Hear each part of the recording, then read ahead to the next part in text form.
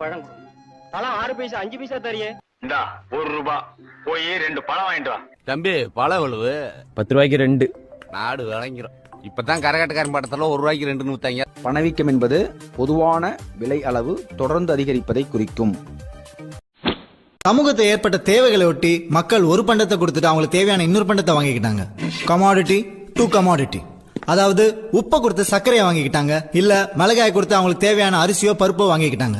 பண்டமாற்று முறை என்றால் என்ன? பண்டங்களுக்கு பண்டங்களை மாற்றிக்கொள்ளும் முறை.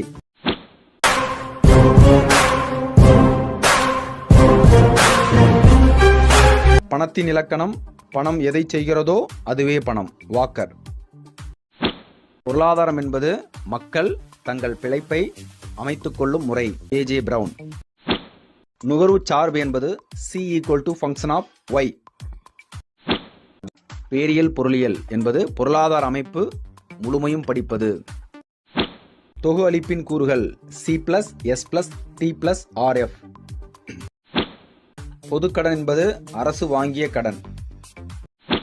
பொது வருவாய் என்பது அரசுக்கு வரும் வருமானம். ஊரக வேலையின்மையின் முக்கிய இயல்பு பருவகால வேலையின்மை, மறைமுக வேலையின்மை. ஜிஎஸ்டியின் கூறுகள் CGST, SGST, IGST. பண்டப்பணம் என்றால் என்ன? பண்டத்தை பணமாக பயன்படுத்துவது. உதாரணம் உப்பு, தோல். நெகிழி பணம் என்றால் என்ன? இது காகித பணத்திற்கு மாற்றாகும். உதாரணம் கடன் அட்டை, பற்று அட்டை. வாணிக வீதத்தினை விளக்குக. ஏற்றுமதி விலை குறியீடு வகுத்தல் இறக்குமதி விலை குறியீடு பெருக்கல் 100. நேர்முக வரிக்கு உதாரணம் வருமான வரி, சொத்து வரி. பொருளாதார முன்னேற்றத்தின் குறியீடுகள் GNP, தலா வருமானம். பொருளாதார முன்னேற்றத்தின் சமூக குறியீடுகள் கல்வி, சுகாதாரம், உணவு, குடிநீர். சே விதியின் எடுகோள்: முழு வேலை நிலை, சந்தையில் நிறைவு போட்டி நிலவுதல். பொது நிதி என்றால் என்ன? அரசின் வரவு செலவு பற்றியது. உலக வங்கியின் 2 துணை நிறுவனங்கள் IDA, IFC.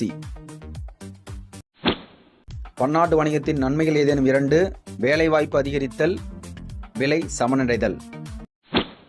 ஒரு நாட்டில் ஒரு வருஷத்துல எவ்வளவு முடிவு பெற்ற பண்டங்கள் மற்றும் பணிகள் உற்பத்தி ஆயிருக்கு, அதனுடைய பண மதிப்பு என்ன? இதை தான் நம்ம என்ன சொல்றோம்? நாட்டு வருமானம். நாட்டு வருமானம் இலக்கணம் கூறுக. ஒரு நாட்டில் ஒரு ஆண்டில் உற்பத்தி செய்யப்பட்ட பண்டம் மற்றும் பணிகள். நாடுகளை மொத்தம் 3 வகையாக வகைப்படுத்துகிறோம்: வளர்ந்த நாடு, வளரும் நாடு, பின்தங்கிய நாடு. வளர்ச்சி நிலை அடிப்படையில் பொருளாதாரங்களை வகைப்படுத்துக. வளர்ந்த, வளராத, வளரும் பொருளாதாரம். முதலாளித்துவம் என்றால் என்ன? பொருளாதார நடவடிக்கைகளை தீர்மானிப்பதில் அரசின் பங்கு குறைவாகவும் சந்தையின் பங்கு அதிகமாகவும் காணப்படும். உதாரணம் USA. பொருளாதார முன்னேற்றம் என்பது நாட்டின் பொருளாதார கட்டமைப்பு உயர்வது. தலா கரியமில வாயுக்களை அதிகமாக வெளியிடக்கூடிய நாடுகளை பட்டியலிடு. கனடா, அமெரிக்க ஐக்கிய நாடுகள். ஒலி மாசுவினை கட்டுப்படுத்துவதற்கான வழிமுறைகள்: ஒலி தடைகளை ஏற்படுத்துதல், ஒலிப்பெருக்கிகளை கட்டுப்படுத்துதல், போக்குவரத்து நெரிசல் கட்டுப்பாடு. சுற்றுச்சூழல் பொருட்கள் என்றால் என்ன? தனி ஒருவருக்கு சொந்தம் இல்லாமல் பொதுவாக அனைவராலும் பயன்படுத்தக்கூடியதை நம்ம என்ன சொல்றோம்? சுற்றுச்சூழல் பொருட்கள் அப்படின்னு நம்ம சொல்றோம். சுழிய அடிப்படை வரவு செலவு திட்டம் என்பது ஒவ்வொரு செலவினமும் புதிய செலவாக கருதப்பட்டு ஒவ்வொரு ஆண்டும் மதிப்பீடு செய்யப்படும். GNP கணக்கிடும் வாய்ப்பாடு: GNP = GDP plus வெளிநாட்டிலிருந்து கிடைக்கும் நிகர வருமானம். GNP = GDP plus வெளிநாட்டிலிருந்து கிடைக்கும் நிகர வருமானம். GDP குறைப்பான் இலக்கணம் தருக. பணமதிப்பு GDP வகுத்தல் உண்மை மதிப்பு GDP பெருக்கல் 100. பணமதிப்பு GDP வகுத்தல் உண்மை மதிப்பு GDP பெருக்கல் 100. பன்னாட்டு பொருளியல் என்பது பொருட்களை நாடுகளுக்கிடையே பரிமாற்றம் செய்வதை பற்றிய படிப்பு. வரி கட்டணம் வேறுபடுத்துக. வரி என்பது அரசுக்கு கட்டாயம் செலுத்தக்கூடியது. உதாரணம் வருமான வரி. கட்டணம் என்பது அரசுக்கு கட்டாயம் செலுத்தக்கூடியது அல்ல. உதாரணம் வாகன நுழைவு கட்டணம். பொருளாதார மாதிரியின் இலக்கணம்: உண்மையான சூழலை விளக்குவது.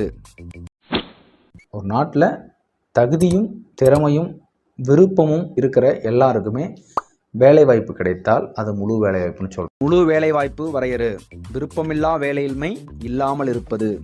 கீன்ஸ். நுகர்வு நாட்டம் என்பது பல்வேறு வருமானத்தை நுகர்வுக்காக செலவிடப்பட்டதை குறிக்கும். பொன் திட்டம் என்றால் என்ன?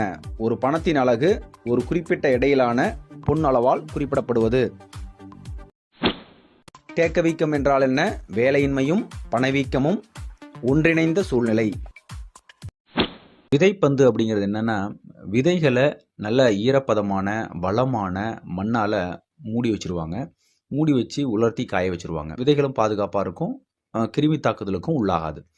அதுக்கப்புறம் தேவைப்படும் பொழுது அதை நம்ம விதைத்து நீர் பாய்ச்சும் பொழுது, தண்ணி படும் பொழுது அது முளைச்சி வந்து ஆரோக்கியமான முறையில் முளைக்கும். இதை தயாரிக்கிறதுக்கு பிறகு என்ன சொல்கிறோம்? விதைப்பந்துன்னு நம்ம சொல்கிறோம். கடன் உருவாக்கம் என்றால் என்ன? கடன் முன்பண அளிப்பை அதிகரிக்கும் ஒரு செயல். ABC, ABS, MBC, MBS. So இதெல்லாமே உங்களுக்கு கேள்வியில கொடுத்துருவாங்க. இதில் இந்த கடைசியாக இருக்கக்கூடிய லெட்டர் மட்டும் எடுத்து சமக்குறிக்கு அந்த பக்கம் மேலே போடுங்க. ஸோ இது எல்லாமே எதை சார்ந்திருக்கிறது? நுகர்வாக இருந்தாலும் சரி, சேமிப்பாக இருந்தாலும் சரி, எல்லாமே வருமானத்தை சார்ந்திருக்கிறது. அப்போது கீழே எல்லாத்துக்குமே ஒய் அப்படிங்கிறத போடுறோம். ஸோ எல்லாத்துக்குமே ஒய். அடுத்தது இதில் எம்பிசி, எம்பிஎஸ் அப்படின்னு வர கேள்விக்கு மட்டும் மாற்றம் அப்படின்னு ஞாபகம் வச்சுக்க. அப்போ மாற்றம்னா என்னென்னா, அந்த கேள்விக்கு மட்டும் டெல்டாவை ஆட் பண்ணணும். அதுக்கு என்ன? MPC equal to delta C by delta Y. அதே போல் எம்பிஎஸ்ஸுக்கு delta S by delta Y. So இதை மட்டும் நம்ம போட்டுக்கிட்டோமா போதும். இந்த 4 கேள்விக்கான விடையானது நீங்கள் மனப்பாடம் பண்ணிக்கலாம். ஸோ இந்த ஃபார்முலா எழுதினா கூட போதுமானது தான். உங்களுக்கு 2 மார்க் கிடைச்சிரும். பெருக்கி அப்படிங்கிறது முதலீட்டு மாற்றத்தால் எந்த அளவுக்கு வருமானமானது மாறுனுச்சு அப்படின்னு சொல்றத நம்ம என்ன சொல்றோம்? பெருக்கி அப்படின்னு சொல்றோம். முடுக்கி அப்படிங்கிறது என்ன? நுகர்வில் ஏற்படக்கூடிய மாற்றத்தால் எந்த அளவுக்கு முதலீட்டில் மாற்றம் ஏற்படுகிறது அப்படிங்கிறத நம்ம என்ன சொல்றோம்? முடுக்கி அப்படின்னு நம்ம சொல்றோம்.